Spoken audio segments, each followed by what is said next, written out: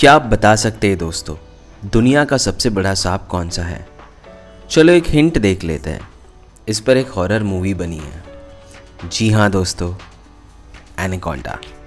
अगर हम इसे और दुनिया के सबसे विशाल मगरमच्छ कैसियस, जिसका वेट है 1000 किलोग्राम, दोनों को साथ में रखते हैं तो हॉलीवुड के लिए नई फिल्म बन जाएगी। पर ये मॉन्स्टर्स बच्चे हैं उन मॉन्स्टर्स के सामने जो इस धरती पर रहा करते थे कुछ लाखों साल पहले, जैसे क्राइनोसॉरस और टाइटेनोबोआ। ये दोनों हर जानवर का काल थे, भले वो जानवर जमीन पे रहता हो या समुद्र में।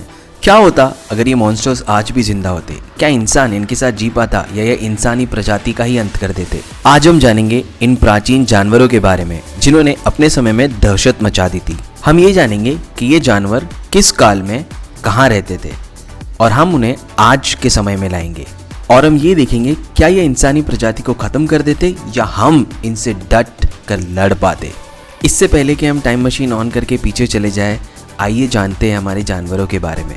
शुरू करते हैं टाइटेनोबोआ के साथ। ये प्राचीन सांप पृथ्वी पर करीब 6 करोड़ साल पहले रहा करता था और अगर हम वैज्ञानिकों की माने तो करीब 1 करोड़ साल तक ये दुनिया का सबसे हिंसक जानवर था। इस सांप की लंबाई थी करीबन 13 मीटर या 40 फुट के करीब और इसका वजन था 1000 किलो।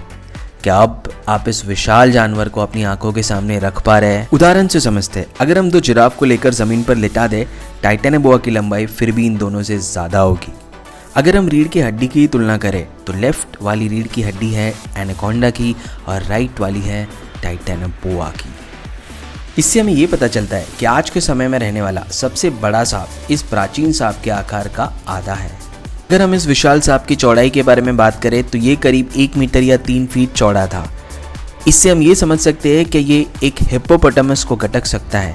ये सही बात है कि उस काल में हिप्पोपोटामस रहा नहीं करते थे, इसलिए टाइटेनोबोआ मछली का सेवन करता था। ये सांप कीचड़ या नदी वाले क्षेत्र में ज़्यादा पाया जाता था। मछली के अलावा ये मगरमच्छ को भी खा जाता था।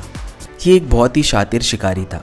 ये शिकार को अपनी कुंडलिनी में दबाकर मार देता था और फिर कुछ समय बाद उसे निगल जाता था और फिर कुछ दिनों तक बस उसे हजम करता रहता। उसके हमले से शिकार पर इतना दबाव पड़ता है कि अगर उसकी हम तुलना करें वो इस ब्रिज के वजन का 1.5 गुना। अब हम क्राइनोसॉरस की बातें करते हैं। वो भी उतना ही हिंसक जानवर था और हमेशा खून का प्यासा रहता था। उसके नोकीले दांत इस चीज़ को काफ़ी अच्छे से बयां करते हैं। और अगर हम इसके आकार की बात करें तो ये एक किलर व्हेल जितना बड़ा है। अगर हम इसकी लंबाई की बात करें तो ये करीब 10 मीटर या 33 फीट लंबा हो सकता है और इसका वजन तकरीबन 12,000 किलो तक हो सकता है। अगर एक मगरमच्छ को हम बहुत बड़े आकार में देखें तो वो क्राइनोसॉरस की तरह दिखेगा।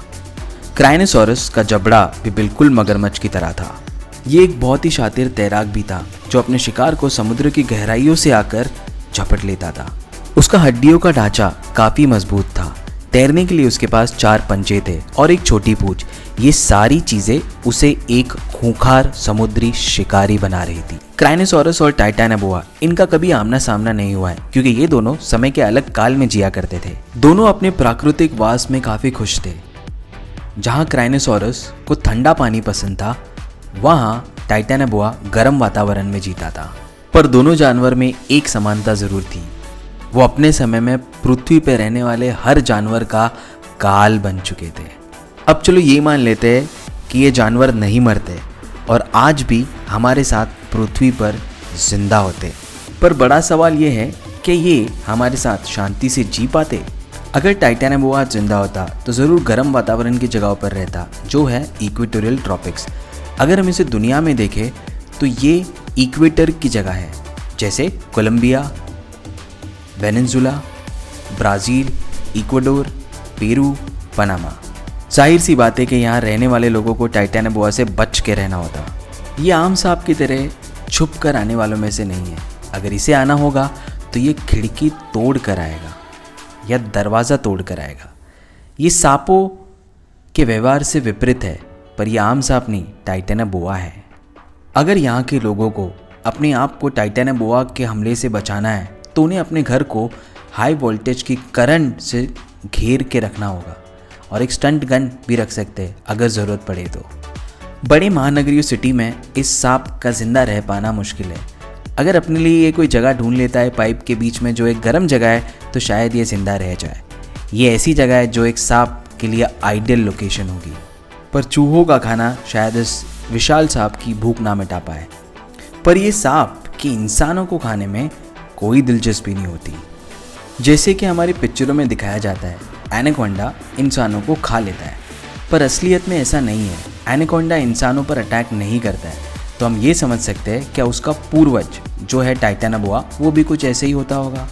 लोगों के लिए टाइटेनाबोआ भी लॉटरी की तरह होता। इसे जू में रखकर लाखों रुपए कमाए जाते। इतना ही नहीं, लोग तो उसकी खाल भी उधेड़ देते जो करोड़ों में बिकती। वो लोग जो इस सांप को जिंदा पकड़ के लाते उन्हें नेशनल हीरो घोषित कर दिया जाता। जहाँ तक इस विशाल सांप के खुराक के बारे में बात की जाए तो आज के समय में नदी में रहने वाले जानवर जो इसके खुराक बनते वो होते मगरमच्छ, कछुआ, डॉल्फिन्स। इन्हें उनसे बच के रहना होता। ज़मीन पर रहने वाले जानवर जैसे कि हिरन, आर्माडिलोस, मानाटीज, टापिर्स, क्वागवार्स, जैगवार्स, काइमान्स, ब्राज़ीलियन ओटर्स ये विलुप्ति की कगार पर पहुंच जाते। शायद बड़े जानवर का शिकार करना उसके लिए आसान नहीं होता, पर उनके बच्चों का शिकार करना काफ़ी आसान होता। मछली जिससे वो काफ़ी परिचित है उसकी खुराक का सबसे ज़्यादा हिस्सा बनती। इसके कारण फूड चेन डिसरप्ट हो जाती। कुछ जानवरों को अपना इलाका छोड़कर दूसरे इलाकों में जाना होता। इन जानवरों के जाने से अमेज़न के फॉरेस्ट में कीड़े मकोड़ों की तादाद बढ़ जाती, क्योंकि इन कीड़े मकोड़ों को खाने वाले जानवर अब यहाँ नहीं रहे। उससे ये कीड़े मकोड़े सारे पेड़ पौधों को खा जाते और अमेज़न की फॉरेस्ट बंजर हो जाती। क्राइनोसॉरस भी शायद हमारे समय में जी नहीं पाता। प्राचीन काल में एक कछुए का आकार भी एक किचन टेबल जितना बड़ा हुआ करता था। तो अगर क्राइनोसॉरस जैसा एक कछुआ खा जाता था तो उसे पूरा दिन भूख नहीं लगती थी। उस एक कछुए की जगह क्राइनोसॉरस अगर 1 डज़न कछुए भी खा लेता है आज के समय के, तो हम ये कह नहीं पाएंगे कि उसकी भूख मिटेगी। प्राचीन काल में उसकी सबसे बड़ी खुराक होती थी प्लेज़ोज़ोरिया, जो अभी विलुप्त हो चुके हैं। तो शायद इसकी भरपाई करने के लिए वो समुद्र के सबसे बड़े मैमल व्हेल का शिकार करता। पर वो व्हेल को पूरी तरीके से एक ही बार में खा नहीं पाता, तो शायद वो उसे टुकड़े कर करके खा जाता। समुद्र से वो शायद इतनी मछली खा चुका होता कि हमारे सेवन के लिए मछलियाँ बचती ही नहीं।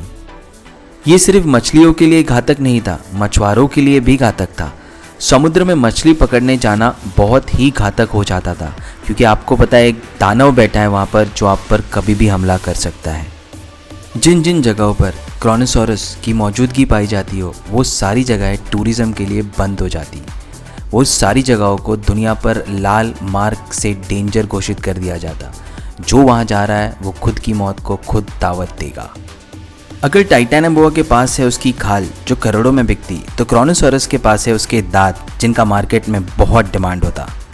क्राइनोसॉरस के नोकीले दांत शायद राइनो का सिंग जिसकी मार्केट में कीमत करोड़ों में है उससे भी ज़्यादा महंगे बिकते हैं। राइनो के 1 किलो के सिंग की मार्केट वैल्यू है 5 करोड़। ये तो सोने से भी ज़्यादा महंगा है। और क्या आपको पता है कि हम सच में उस खतरे से गुजर रहे हैं जहाँ पर ये विलुप्त हुए जानवर फिर से इस दुनिया में आ सकते हैं। मैं मजाक नहीं कर रहा हूँ, यही वैज्ञानिकों की राय है। पहले टाइटेनाबोआ की बात करते हैं। टाइटेनाबोआ 32 डिग्री के टेम्परेचर पर जीता था। जिस तरीके से अभी ग्लोबल वार्मिंग हो रही है, ये दिन दूर नहीं कि हम भी 32 डिग्री के टेम्परेचर में जिएंगे और टाइटेनाबोआ एक रियलिटी होगी। पर खुशी इस बात की है कि ये चीज़ होने के लिए लाखों साल लग जाएंगे।